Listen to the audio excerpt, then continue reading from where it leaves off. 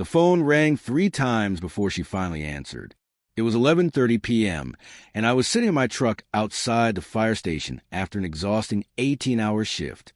Rumors had been gnawing at me for days, whispers that stopped when I entered the room, pitying glances from people who had known us in high school.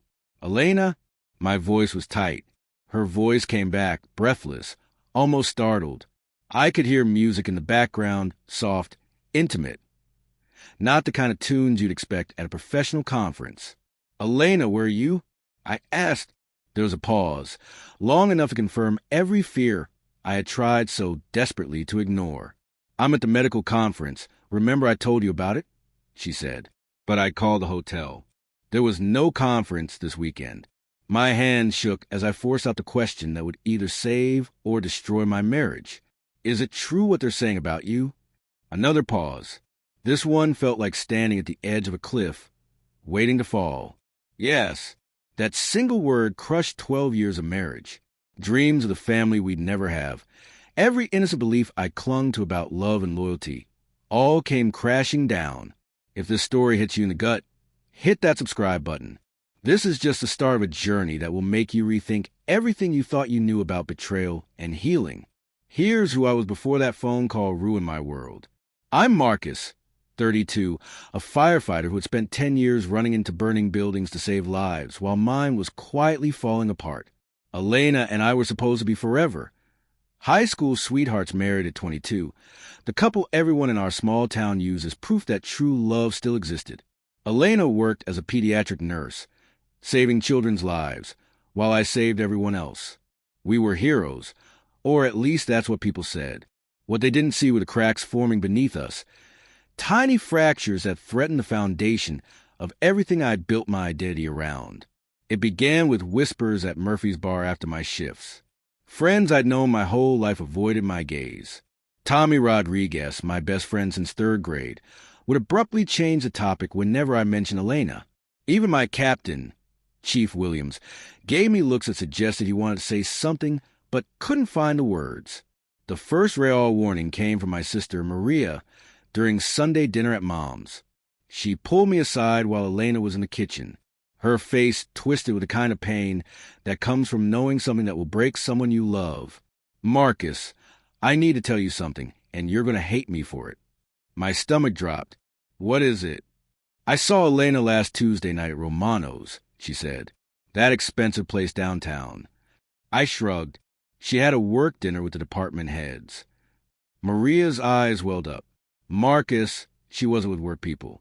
She was with a man, and they weren't talking about work. My world tipped sideways. "What do you mean?" They were holding hands. He was touching her face. They looked like lovers. "I'm so sorry." I wanted to yell, storm out, call her a liar. Instead, I asked almost mechanically, "What did he look like?" "Tall, dark hair, expensive suit, handsome." And then she dropped the final blow. She was wearing that red dress, the one you got her for your anniversary. That night, I confronted Elena, not directly. I wasn't ready for that battle. I asked about her evening, the work dinner, how it went. She lied effortlessly, told me about boring presentations and awful wine, about wishing she'd stayed home with me, while still basking in the afterglow of being with someone else. I started noticing things I'd ignored before, new, expensive clothes that shouldn't have been in her wardrobe, obsessive workouts that seemed more about impressing someone else than caring for our marriage, her phone, constantly buzzing, always a secretive smile. Dinner calls would send her running to another room, whispering like she had secrets I wasn't allowed to hear. The breaking point came when I found a hidden credit card statement. Charges at hotels in another town, restaurants I'd never been to, a jewelry store purchase for a necklace I'd never seen her wear.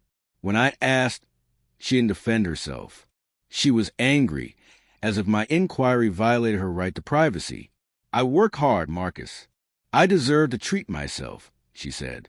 It wasn't the money that stung. It was a realization that my wife was living a life I had no part in, a life that didn't include the man she had promised to love and honor. Rumors began circulating after that.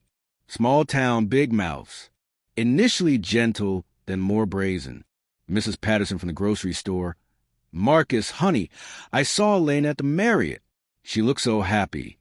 Jake from the hardware store. Your wife's got good taste in cars. That Tesla she was getting into was sweet. I don't drive a Tesla. I drive a decade-old pickup. The man she was seeing was Dr. Alex Reyes, the new ER doctor who joined our hospital 6 months prior. Divorced, wealthy, everything I wasn't. I had actually met him at a charity event, shaking his hand while he plotted to destroy my marriage. For weeks, I tried to convince myself there was another explanation. Maybe she was helping a friend. Maybe the rumors were about someone else. Maybe I was imagining it all. But deep down I knew. You can sense when the person you love most is slipping away, even if you aren't ready to admit it. The night I called, I'd been thinking about it for hours. She left that morning for a medical conference 3 hours away. Kissed me goodbye, said she loved me, promised to call. She didn't. I sat in my truck after my shift, staring at my phone like it held a loaded gun. Earlier, Chief Williams had pulled me aside. Marcus, you okay? You seem distracted. I lied. Just tired, Chief. He nodded, but I could see he knew. Everyone knew, except the husband too blind to face the truth. Finally, I dialed her number and asked, "Is it true what they're saying about you?" "Yes," she whispered. Everything I believed about love, marriage, loyalty, it all collapsed around me. How long? I murmured. For months. For months of lies. For months of coming home to someone thinking of another man. For months of my life unraveling while the town watched. "Do you love him?" I asked. "I think so." "Do you love me?" A pause that felt like eternity. "I don't know anymore, Marcus. I don't know if I ever really did, or if I just loved the idea of us." She came home the next morning, and at our kitchen table, the one where we'd shared countless meals and dreams, she told me everything. Alex entered her life during a code blue. He made her feel important, desired, alive. What started as late-night chats during slow shifts became coffee meetings disguised as work, and then something she never intended but couldn't resist. "I tried to end it," she said, tears streaming. "I tried to stay away. But when I'm with him, I feel like myself again, the person I was before I became just your wife. You fell in love with who I was, not who I am now. Alex sees who I could become, and that makes you my safe choice." The divorce was messy in public. People chose sides. Some blamed her. Others whispered that I should have been more attentive. Truth didn't matter. Truth doesn't heal the wound of realizing someone you trusted was auditioning for a different life while you were planning your forever. 8 months later, she married Alex.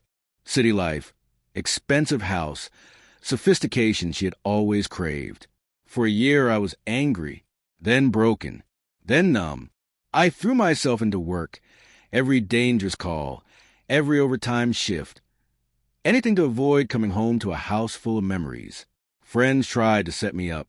My family worried. I even got a therapist, apparently. Discovering your spouse's double life counts as trauma. They asked what I wanted with my life. I didn't know. 10 years of dreams have been tied to Elena. The turning point came during a house fire on Maple Street.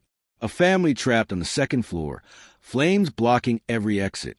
I hesitated for 3 seconds, enough to terrify me more than the fire itself. After rescuing them, Chief Williams sat beside me in the ambulance. "That was close, Marcus. What's going on?" I told him everything. Elena, Alex, the loss of my wife, and my purpose. He asked a question that changed everything. "Do you think loving her made you worse at your job?" I thought about it. No. If anything, I worked harder. The problem wasn't me, it was her.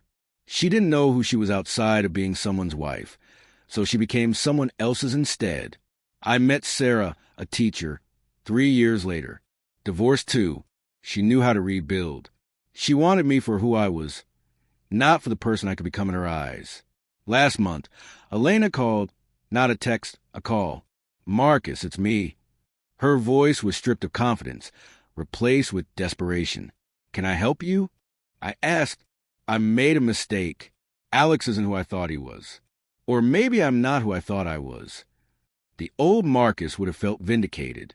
The new Marcus understood. She was repeating the same mistake, looking for someone else to define her worth. Figure out who you are. Elena, do it alone. When I hung up, I sat in my truck, reflecting on that phone call. She was right about one thing. She made a mistake. But it wasn't leaving me. It was thinking someone else could give her the life she should have built herself. Betrayal had saved me. It taught me love isn't about needing someone. It's about being complete on your own, so someone else's love is a gift, not a necessity. If you're listening, gathering courage to ask that question you fear, remember, the right person will never make you compete for their attention. When someone shows you who they are, believe them. And when they don't choose you every day, let them go. Not because you don't love them, but because you love yourself enough to demand better. That phone call that shattered my world set me free. It taught me the difference between being someone's safe choice and their best choice. Sometimes, the worst thing that happens is actually the first day of your real life. If this story moved you, hit like and subscribe for more real stories about love, loss, and rebuilding yourself. Remember, you deserve someone who chooses you without hesitation. Don't settle.